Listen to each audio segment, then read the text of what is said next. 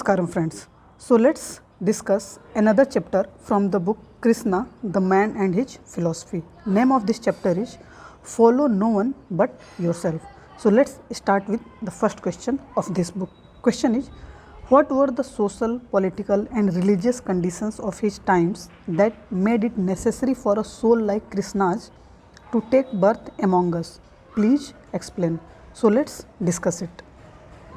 All times and all conditions are good enough for a consciousness like his does not depend on any social and political conditions.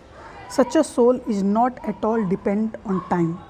People who are asleep and unconscious depend on certain conditions for being born. No awakened persons take birth in a time which he may call his time.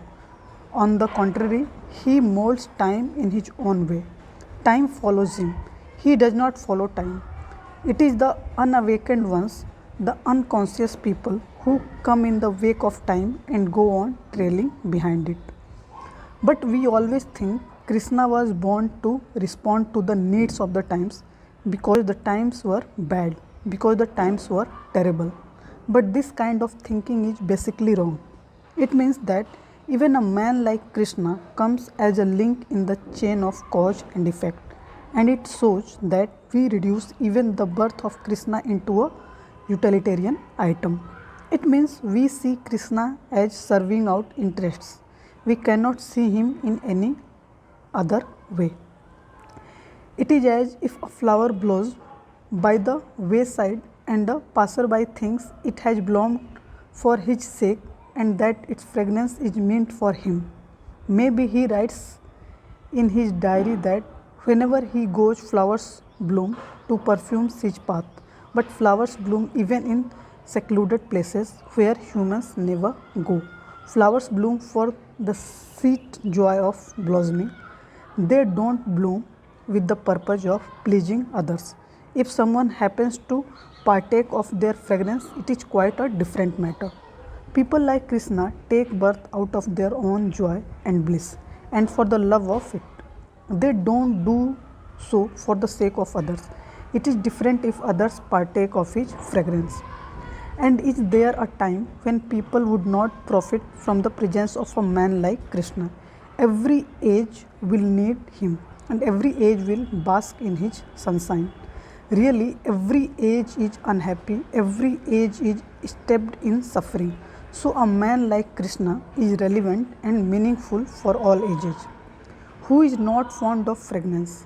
Who is not going to enjoy it if he comes upon it? Wherever a flower blooms, a passerby will certainly partake of its fragrance. What I want to tell you is that it is utterly wrong to think of Krishna in terms of utility. But we have our own limitations. We are conditioned to see everything in terms of its utility for us. We don't attach any significance to that which is non-utilitarian, purposeless. When clouds gather in the sky, we think they are there to irrigate our fields and fill our tanks. If your wristwatch could think, it would think your wrist was made for its use and for no other reason. If your eyeglasses could think, they would think your eyes were meant for them. Their difficulty is that they can't think. Because man thinks and he is egocentric. He thinks that everything in the cosmos is meant to serve him and his ego. If the flowers bloom, they bloom for him. And if the stars move, they do so in his service. He thinks that the sun is there just to give him warmth and light. And if Krishna is born, he is born for his sake. But this kind of thinking is utterly egoistic and stupid. To think in terms of utilitarianism is basically wrong. The whole movement of life is non-utilitarian. It is purposeless. Life is for its own sake, for the sake of being life. The flower blooms out of its own joy. The river flows for the joy of flowing. The clouds, the stars, the galaxies all move out of their own bliss. And what do you think you are for and why? You too are here out of your own joy. And a person like Krishna lives totally out of his ecstasy. It is a different matter that we utilize the light of the sun in various ways, that we grow our food with the help of the rains and make garlands of flowers, but they are not there to serve these purposes. In the same way, we take advantage of His presence when a Krishna or a Christ is among us. But we are entrenched in the habit of looking at everything through the eye of our petty egos. And so, we always ask, why was Mahavira born? We ask what the special social and political conditions were that made it necessary for Buddha to be born. Remember that this kind of thinking has another implication, which is dangerous. It means that human consciousness is the product of social conditions. This is how Karl Marx thought. Marx says that consciousness is shaped by social conditions, not that social conditions are shaped by consciousness. But the irony is that even the non-communists think the same way. They may not be aware that when they say that Krishna was born because of certain social and political conditions, that they are saying he was the product of those conditions. No social conditions are not responsible for Krishna's birth. No social condition is capable of producing a consciousness of the height of Krishna. When a person like Krishna visits the world, he finds society far behind him. Such a backward society cannot create a Krishna. The truth is, it is Krishna who gives that society, without its being aware of it, a new image, a new direction, and a new milieu of life. In my vision, social conditions are not important. It is consciousness that has the highest value, and I tell you that life is not utilitarian. It serves no purpose, no end. Life is like a play, a leela. Try to understand the difference between life with purpose and life as a play. Someone walks a street in the morning in order to reach somewhere, say his office, and the same person walks the same street in the evening for a stroll. He does not have to reach anywhere. Though the person is the same and the street is the same, there is a great difference between the two walks. While going to the office is an effort or a drudgery, the evening stroll is a play, a joy. Walking to the office, he feels heavy and dull. Walking for walking's sake, he feels delight. People like Krishna don't live for a purpose. Their life is like an evening stroll. Their life is just a play, a leela. Of course, if he finds a thistle lying on the path, he removes it, which is a different matter. This too is part of his joyful play. He does not do so with a motive to earning merit.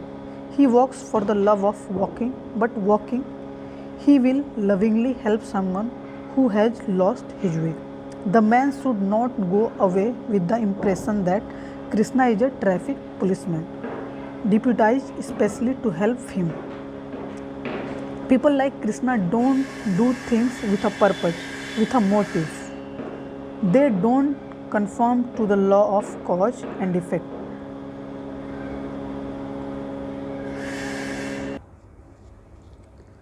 I don't think men like Krishna, Buddha, Christ, and Mahavira are products and parts of our traditions.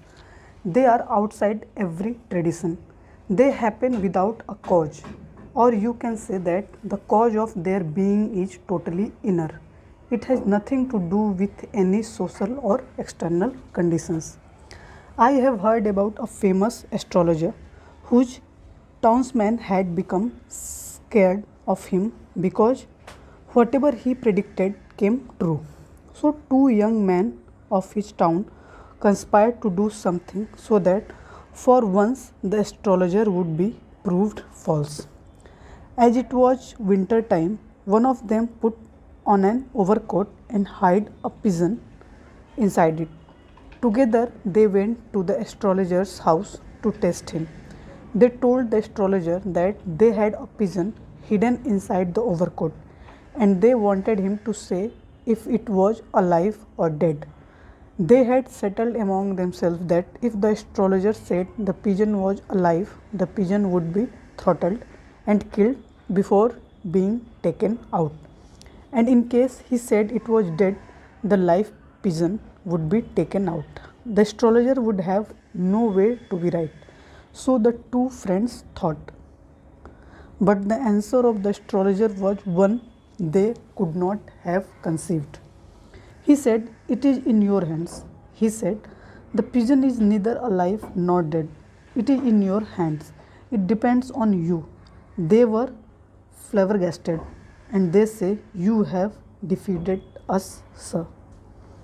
Our life is in our hands, and for people like Krishna, it is utterly in their hands. They live the way they want to live. Society, as such, its social and political conditions, or any kind of external pressure, do not make a difference to them. They go their own way. Their beings are exclusively their own. Of course, they do make some adjustment with the societies they live in, but they do so out of compassion for those societies. Such adjustments are made not for fear of punishment or for reward, and many things happen just because of their living in a particular time. Things that would not take place without their presence. But these things are insignificant and irrelevant. They have nothing to do with their inner lives as such. Please listen. Men like Krishna do not come to this world for the sake of a particular society or for the sake of some particular social and political condition, nor do they come to protect some kind of special people. It is true, some people receive guidance and even protection at their hands, but it is a different matter altogether. Krishna flowers out of his own ecstasy, and this happens without a cause. It is a causeless as the dance of the stars in the heavens and the blossoming of the flowers on the earth. It is as causeless as the passing of the breeze through the pine tree and the clouds raining in the monsoon. But we are not so purposeless. All of us are tethered to some purpose in life, and therefore we are unable to understand Krishna. We live with a goal in life, with a purpose, a motive. Even if we love someone, we do so with a purpose. We give our love with a condition, a string attached to it. We always want something in return. Even our love is not purposeless, unconditional, uncontaminated. We never do a thing without motive, just for the love of it.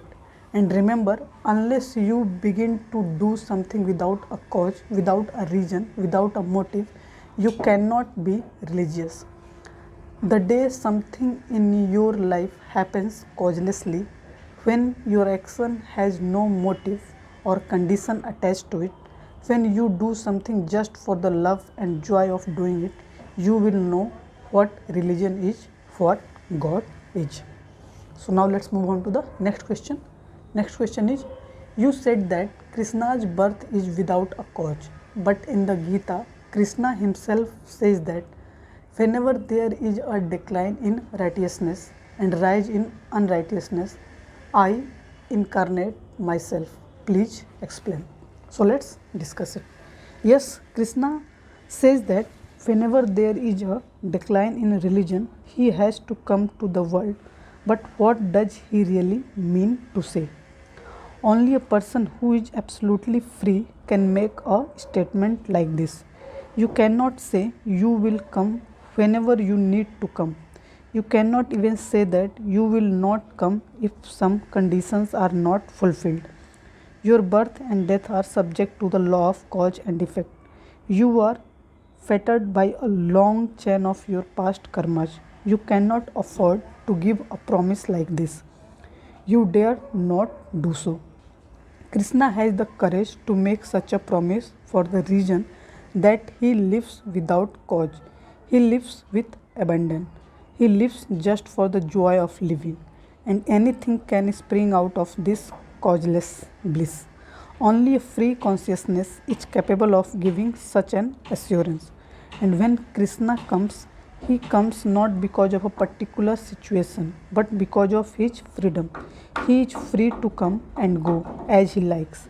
He does not say that if certain conditions are there, they will force him to incarnate himself. It is a promise, and who is capable of making such a promise?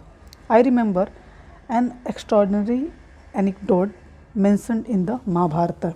It was a fine morning, and Yudhishthira, the eldest of the Pandavas, was sitting on the veranda of his house when a beggar came asking for alms. Yudhishthira told him that since he was busy, the beggar should visit him the following day, and the beggar went away. Bhima, one of Yudhishthira's brothers, heard him say this. He quickly picked up a drum and ran shouting to the village. Yudhishthira was surprised to see him do this and asked, "What is the matter with you?"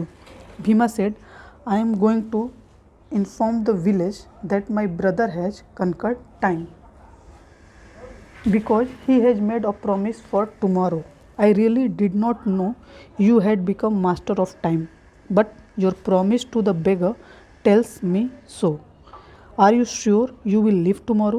Are you sure this beggar will live tomorrow? Do you know for sure that tomorrow you will be in a charitable mood and give alms to the beggar? Is it certain that tomorrow this beggar will remain a beggar? And do you know that you and beggar will see each other again tomorrow? It seems you have conquered time, and I should tell the village about this great event. And I am in a hurry.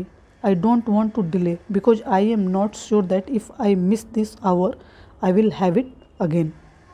Yudhishthira then said to Bhima, "Wait a moment, I made a mistake. He alone can make such a promise who has attained to supreme freedom. Call the beggar back so I can give him something right now. Tomorrow is really unknown.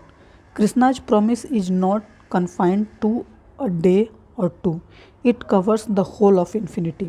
He says, I will come whenever religion will decline. No prisoner can make such a promise. Put a person in a prison and then ask him to give you an assurance he will come to you tomorrow if the need be. He cannot give such a assurance. An assurance like this can be made only in a state of absolute freedom. Only freedom which is utterly uninhibited can do so.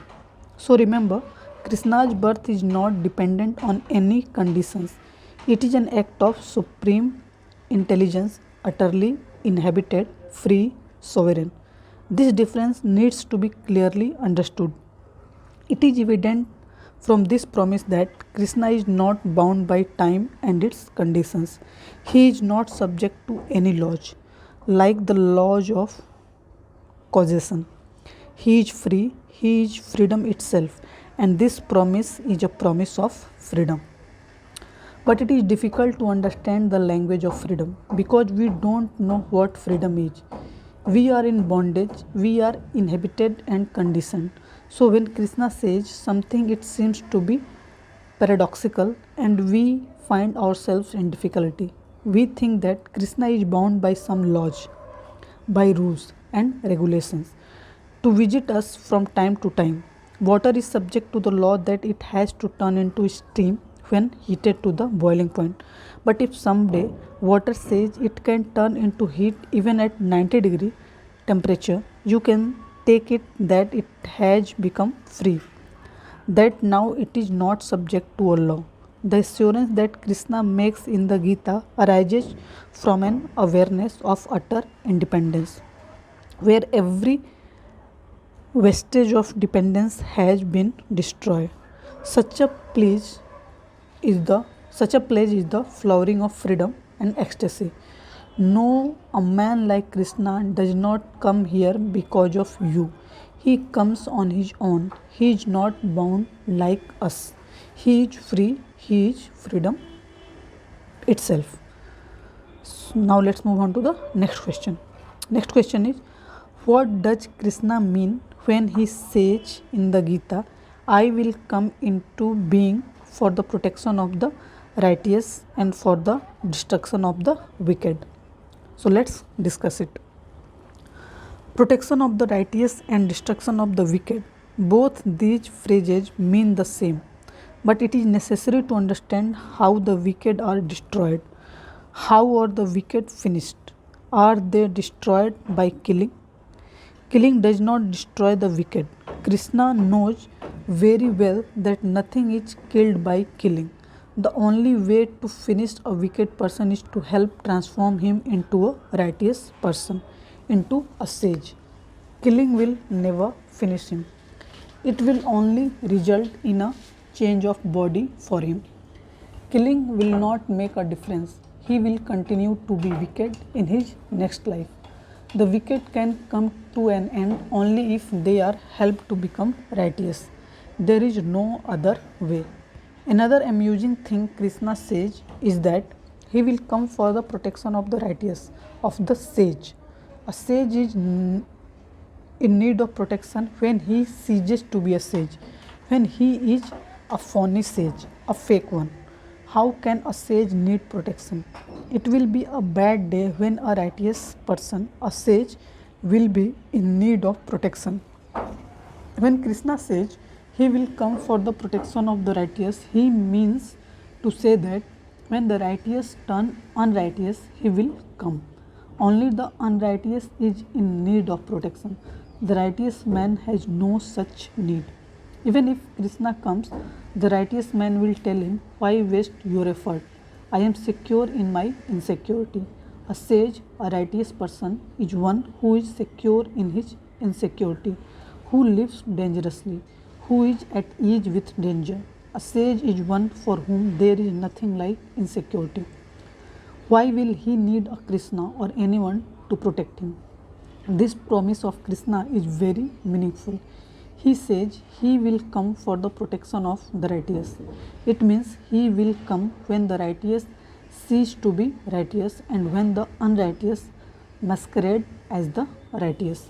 And only then a need to transform the wicked will arise. A Krishna is not needed to punish the wicked. Anybody can do it. We all do it. The law and the law courts do it. The magistrates and judges do it. But they only punish the guilty man. They don't change him. They don't make a good and righteous man out of him. But how will the unrighteous fare in a world where even the righteous turn into the unrighteous? This saying of Krishna's has been widely misunderstood. The so-called righteous man thinks Krishna will come to protect him. But we forget that one who needs protection is not a sage. A sage is his own protection. Unprotected, he is protected. And the wicked man thinks that Krishna will come to destroy him. And he is right to think so. Since he is deeply interested in hurting others, is killing others, he is always in fear of being hurt and killed in retribution. But no one can really be killed. The wicked man will be reborn as a wicked man. So Krishna is not going to indulge in this kind of foolishness. For the destruction of the wicked can be eliminated only through righteousness, spirituality. For the protection of the righteous need to be protected when he is righteous only in name, when his inner spirit ceases to be righteous. This saying is pregnant with deep meaning. Monks living in temples and monasteries believe that Krishna has a special concern for them, that he will come to their aid whenever they are in trouble, and they derive a kind of gratification from thinking that those who hurt them in any way are wicked, evil. This is the monk's definition of a wicked person, which is wrong. A true sage is one who treats even his tormentor a friend and not as an enemy. He is not a sage who thinks that his tormentor is wicked, that he is his enemy. He alone is a sage who has ceased to see anyone as his enemy, not even his persecutor. But the so-called righteous people who are really unrighteous gleefully think Krishna is pledged to destroy those who hurt and harass them. For this very reason, this saying has received wide attention in this country. It is being chanted like a mantra. It has become a watchword, but they are not aware that this statement of Krishna makes a great joke of the very monks who gloat over it. It is a satire on them. but the satire is so subtle they fail to see it. When people like Krishna make a joke, it has to be very subtle and deep. It is not an ordinary kind of joke. Sometimes we take centuries to understand it. They say that when a joke is told, it makes people laugh in three different ways.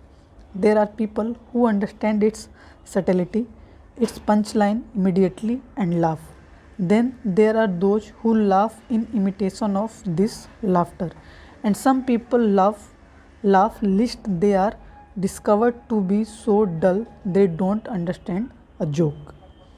It takes time even to understand an ordinary joke, and it takes much too long to understand a joke made by people like Krishna. This statement is a profound satire on the so called sages. It says that a time will come when even sages will need to be protected. Now let's talk about next question. Next question is, we gather from mythological sources that Krishna incarnates himself as Kama and Rama incarnates himself as Krishna. So it seems that both of them are the same entity. Please comment. So let's discuss it. The process of the creation of the universe, according to those who study it in depth, is threefold. Investigation into the structure of matter, as done by science in recent times, also says that the atoms has three components. It can be divided into electron, positron and neutron. Those who were endowed with deep insight in the world of religion discovered long ago that the process of creation can be divided into three parts: Brahma, the creator; Vishnu, the sustainer; and Mahesh, the destroyer. There is birth at the beginning, there is death at the end, and in between them lies the small span of life. That which begins must come to its end, and between the two poles there is a brief stretch of the journey which we call life. Vishnu is in the middle of the two between Brahma and Mahesh or Shiva. Vishnu sustains life. He is in the middle part of the process. Brahma is needed once at the moment of creation at birth. So also Shiva is needed once at the moment of destruction at death. Vishnu comprises the span of life between birth and death. So between birth and death there is life. Brahma, Vishnu and Mahesh are not the names of persons, they are names of energies, forces. As I said, in the courses of the creation of the universe, Brahma and Shiva are needed very briefly, but Vishnu, who sustains life, who is life energy or elan vital, in the words of Bergson, has a large role to play. That is why every avatara or incarnation in this country is the incarnation of Vishnu. It has to be so. You too are an incarnation of Vishnu. Vishnu alone can incarnate because he is life. But it is wrong to think that the person known as Rama is the same as Krishna. No, the energy, the elan vital that manifested itself in Rama is also manifesting in Krishna, and it is the same energy manifesting itself in you. And don't be under the illusion that what manifests itself in Rama is not manifested in Ravana, his opponent. It is really the same energy gone astray. Ravana is Vishnu deviated. There is no other difference between the two. In the case of Ravana, the same energy has gone off track. All the life is Vishnu. All of incarnation is Vishnu's. It is erroneous to think of Vishnu as a person. Rama is a person, Vishnu is not. Krishna is a person, Vishnu is not. Vishnu is the name of energy, power. But there is a reason for the mistake of taking him to be a person. Every insight in the past was expressed in poetry, and poetry even turns energy into a person. Out of necessity, it had to do so. We could not have expressed it otherwise. But then, this way of expression resulted in creating any number of riddles in mythology. I have heard a man is lying on his deathbed. He is a Christian, and the priest has come for the last rites. As is the custom, the priest asked the dying man, "Do you believe in God the Father?" The man kept quiet. The priest again asked, "Do you believe in God the Son?" The dying man remained silent. Lastly, the priest asked, "Do you believe in God the Holy Ghost?" The dying man turned to his own people around him and said, "Look, here I am dying, and this man is giving me puzzles to solve." Evidently, they were like puzzles for the dying man. Let alone for the dying, even for the living, life is the greatest of riddles. What is it we call our life? How does it come into being? How does it go on? How does it come to an end? What is that energy which makes it move, grow, ultimately shrink and disappear? In its own way, science calls it electron, positron, and neutron, which makes up a trinity like the religious trinity of Brahma, Vishnu, and Shiva. And it is interesting to note that the meaning of both the trinities, one of science and other of religion, is approximately the same. The positron is positive energy, which we can equate with Brahma. The neutron is negative electricity and can sit well with Shiva, the destroyer. And in between the positron and neutron is called electron, which may be called Vishnu. There seems to be just a linguistic difference. One thing is said in the language of science and the other in the language of religion. The whole of life is Vishnu incarnated. When a flower blooms, it is Vishnu blooming. When a river flows, it is Vishnu flowing. When a tree grows, it is Vishnu growing. And it is again Vishnu who takes birth, grows and lives as a man or woman. And the moment of death, of annihilation, belongs to Shiva. At the moment of death, Shiva takes over from Vishnu. He is the Lord of destruction. And therefore, mythology has it that no one will agree to marry his daughter to Shiva. How can one offer one's offspring to death? How can one give to Shiva a woman who is basically a source of creation? This incarnation of Vishnu does not mean that some person named Vishnu incarnated in Rama, then in Krishna, and yet again in someone else. It is the energy known as Vishnu that descends in Rama, Krishna, and everybody else. It has ever been descending and it will continue to descend forever. And the energy known as Shiva or Sankara is that which terminates life. If you understand it in this perspective, everything will be clear to you. Then it is not a riddle, not a puzzle at all. To create something, the minimum number required is 3. Less than 3 won't do. 2 are not enough, and 1 will make creation impossible. With 1, all diversity disappears and everything turns into a monotone. Even 2 won't work, because to unite any 2, a third factor becomes essential. Otherwise, the 2 will never unite. They will remain separate, apart. So the minimum number required is 3. With 3, creation and growth becomes possible. It may be more than 3, but never less. However, these 3 are not really 3. They are different forms of one and the same energy, because reality is basically one. And because of this, we created a statue of Trimurti, one body with 3 faces. We did not create the statues of these gods separately, one apart from another. That would have been a mistake. They are not really separate, they are one. If they are separate entities, they would need something else to join them together, and that would lead to a process of infinite regression. Therefore, we created the Trimurti, 3 faces in one body, representing the one elan vital which gives birth to life, develops and sustains it, and finally destroys it over and over again. This is just a formal division, a division of labor. It is all one life force which divides itself into 3 parts to bring the world into being. Now let's move on to the next question. Next question is, do you think Krishna's plays, his leelas, are worth imitating, or have these plays of his only to be considered? Will one not degrade oneself if he follows Krishna.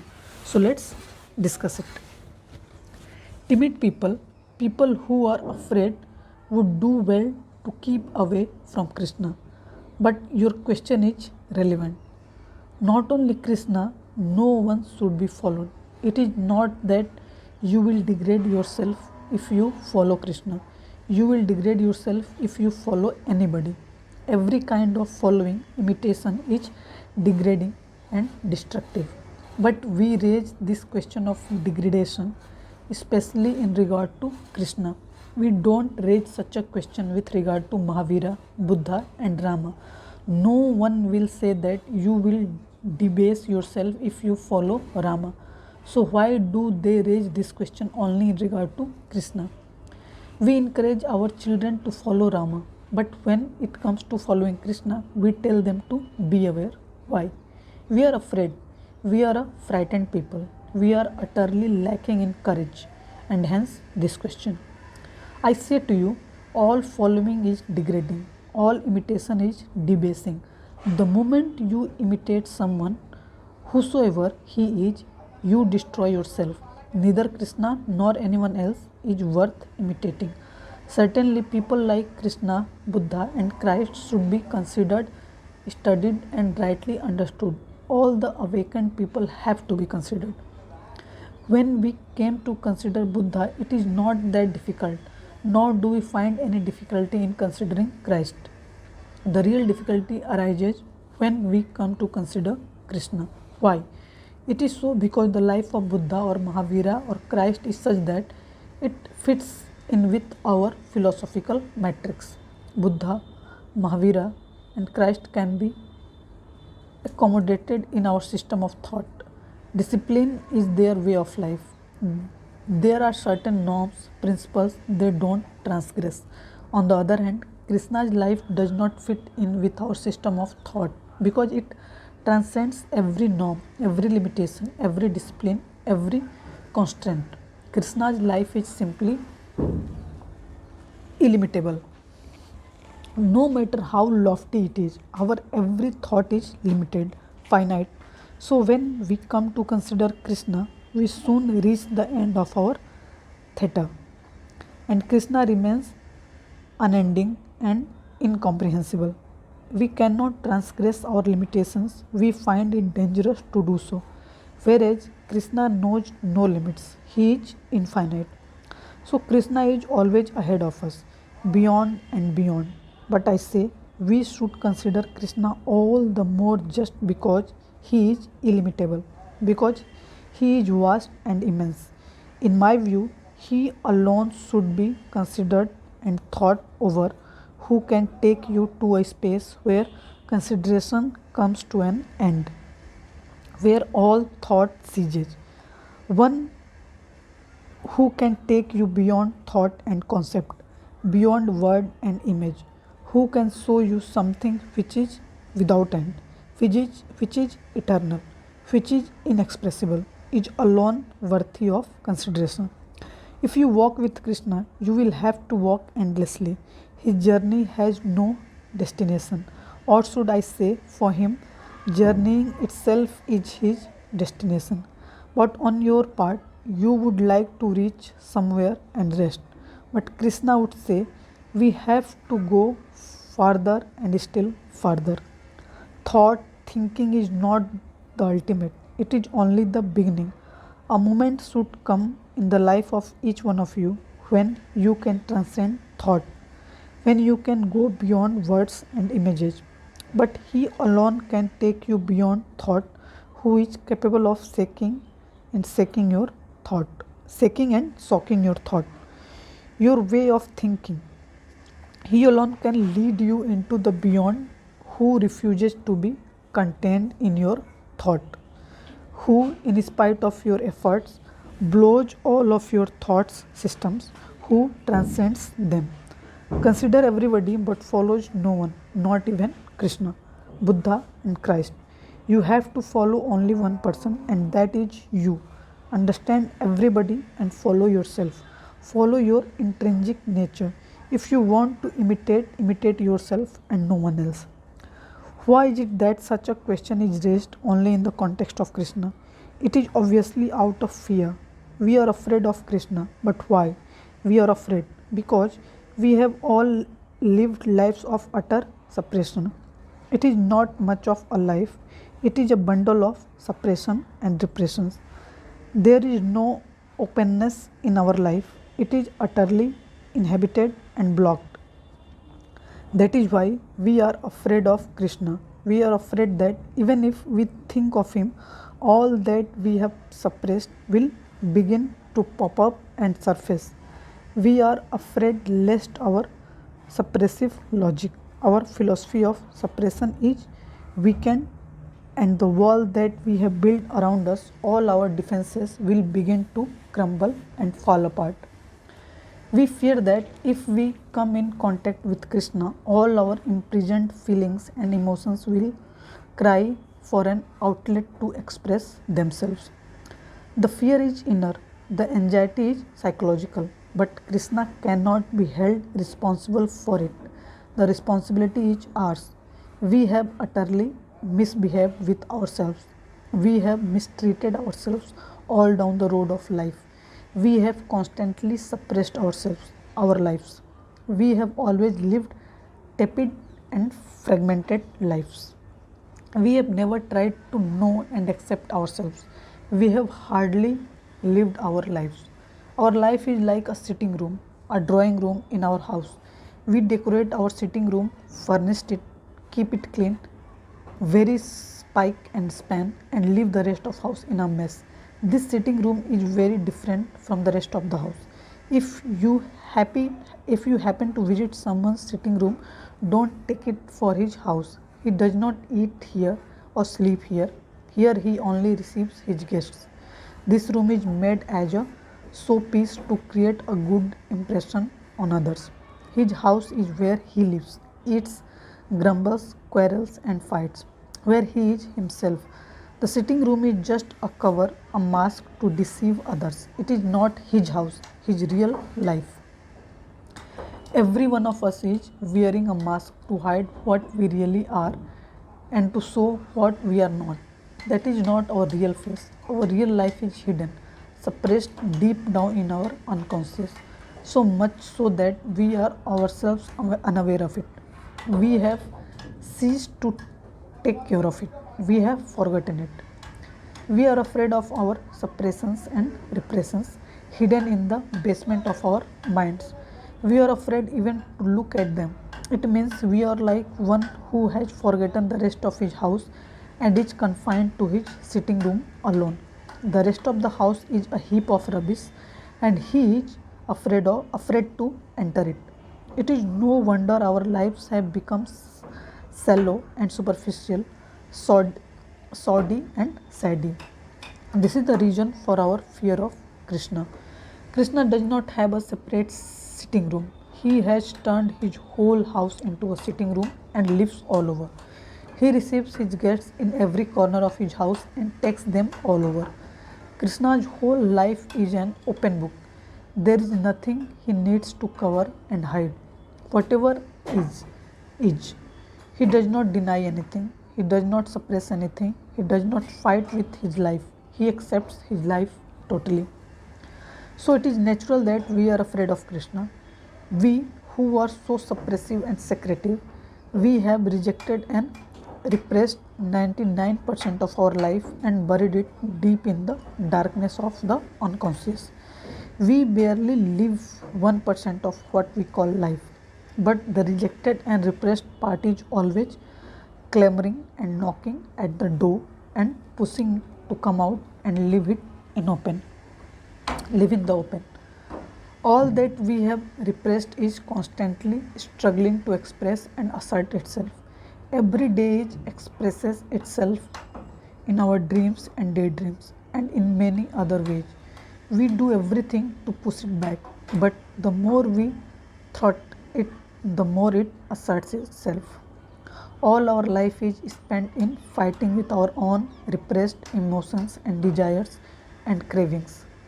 Man is against himself. He is wasting his life in fighting against himself. because he courts defeat after defeat and ultimately ends up in smoke. For this very reason, we are afraid of Krishna, who has no facades, who has no masks whatsoever, who is open ended, who does not suppress anything, who has nothing to hide, who accepts life totally, who accepts its sunshine and its darkness together. We fear that coming in contact with such a man, our repressed souls will rise in revolt against us and overwhelm us. We fear that coming close to him, we will cease to be what we are, pseudo entities, false Homo sapiens. But even this fear deserves to be considered and understood rightly. This fear is there not because of Krishna, but because of us, because of the way we have lived up to now. A man who is open, simple, and clean, and who has lived a natural life, will not be afraid of Krishna. If he has not suppressed anything in his life, he will never fear Krishna. Then there is no reason to fear him. So we have to understand our own fear and why we fear. If we have fears, it simply means we are ill at ease with ourselves. It means we are diseased, we are neurotic, and we have to make efforts to change this condition to be totally free of fear. It is therefore essential that we come in contact with Krishna and know him intimately. We need him more than anyone else, but we say we are already in contact with lofty thoughts. We read the teachings of Buddha, who says, "Shun anger." We read the sayings of Christ, who says, "Love thine enemy." But remember, these lofty ideas and thoughts that we repeat every day do nothing but help us suppress ourselves, alienate ourselves from ourselves. But we are afraid of Krishna. Why? If you are afraid of Krishna, so far so good, it means that Krishna is going to be of great help to you. He will help you to uncover, to expose yourselves, to understand yourselves, and to make you once again natural and simple. Don't resist him. Don't run away from him. Let him come into your life. Let him encounter you. In this encounter, you have not to imitate him, you have only to understand him. And understanding him, you will understand yourself. In the course of your encounter with Krishna, you will come to encounter yourself. You will come to know who you are, what you are. Maybe you will come to know you are what Krishna is, what God is. A friend came to me the other day and said, "Do you believe that Krishna had 16,000 wives?" I told him, "Leave Krishna aside, think of yourself. Can you be satisfied with less than 16,000 women?" He was a little startled and said, "What do you mean?" I said, "Whether Krishna had 16,000 wives or not is not that important. What is important to know is that every man longs to have that large number of women. That less than that won't do. And if I come to know for sure that Krishna had 16,000 wives, the man in me will immediately assert himself and begin to demand them too. And we are afraid of that man inside us, imprisoned in us. But it is no good fearing him and running away from him. He has to be encountered, he has to be known and understood. We will discuss it further tomorrow. Now prepare for meditation." So this is all about chapter 5. So I hope you love the chapter, you enjoy the chapter and gain some knowledge, some perspective out of it. So keep learning, keep enjoying, keep growing. Namaskaram. Thank you.